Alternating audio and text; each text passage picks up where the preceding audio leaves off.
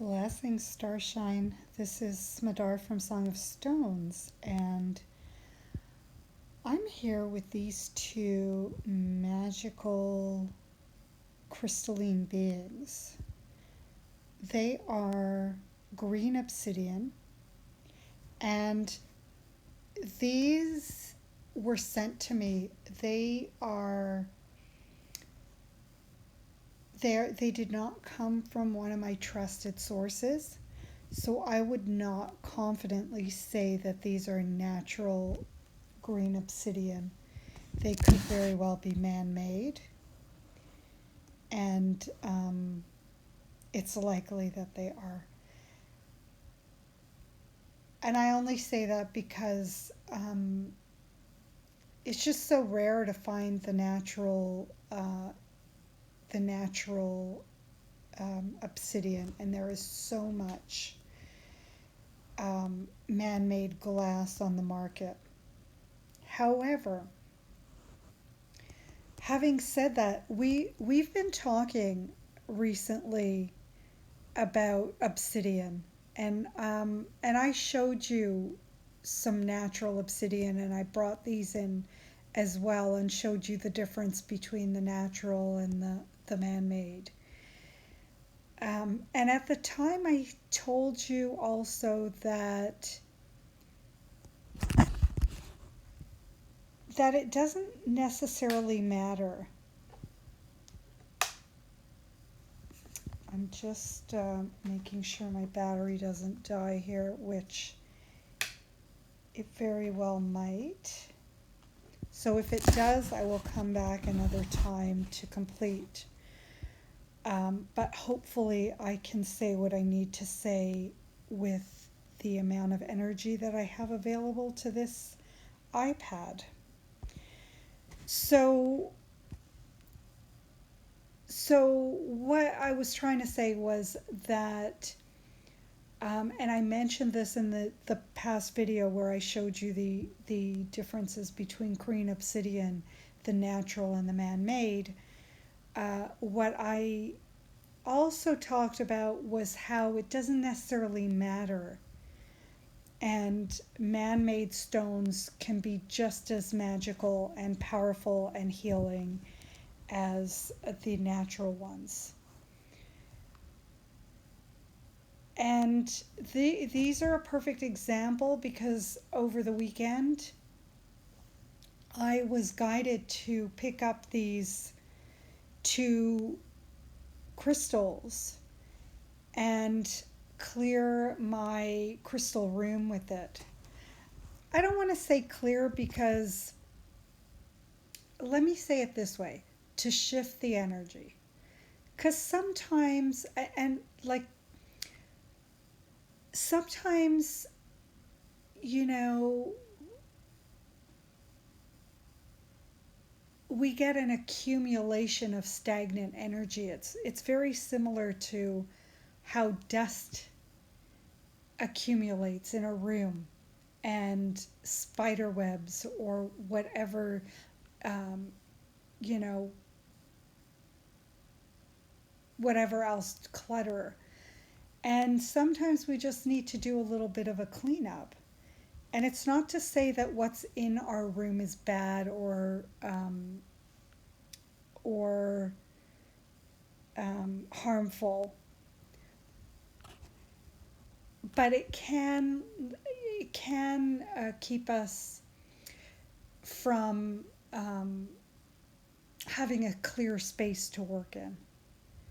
And I'm stumbling a little bit at saying this because I want to honor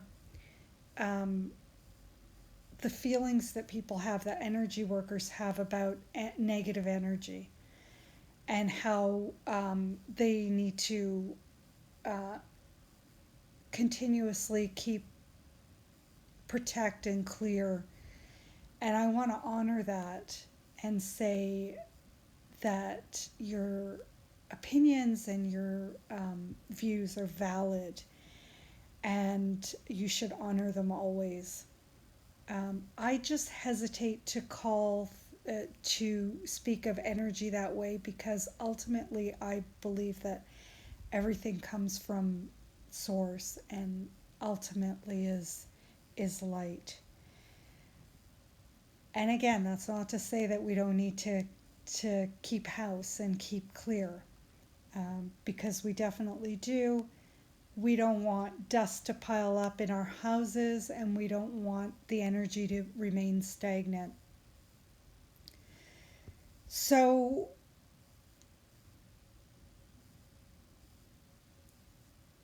this weekend I was guided to pick these two crystals up, one in each hand. I was actually doing some qigong, and it was kind of a meditative movement, and in the middle of that I was called so strongly to these stones. So I picked them up and I moved the way I was guided to move, and these stones guided me in a very specific way, wherein I was moving my hands with the stones in them up and down, as I walked around the room, as well as sideways. It was a continuation of what we've been talking about as far as cutting ties, cutting toxic ties. And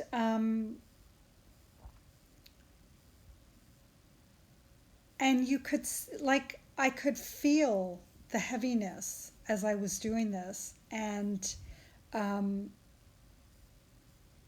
more light coming in. I'm out of battery, so I'm going to try and make this really quick, because I don't know why this battery thing isn't wanting to work right now. I guess the universe is wanting me to keep this short, so I will. So basically, I moved the way I was guided to move, and by the end of the meditation and the end of this movement, I could feel the shift in the energy, and I still do. I was just looking around the crystal room before I came to talk to you guys about this, and it was almost as if I could see more light in the room without actually seeing more light, if you know what I mean. And I'm sure you do if you're light workers, which probably all of you guys are. And I just noticed, usually I can't look at the comments and talk at the same time, because I'm one of those people who can't walk and chew gum at the same time. But I did notice, Dawn, that you were saying what these stones are. And I will upload this video so you could see it from the beginning, if you want to. But these are green obsidian, natural glass.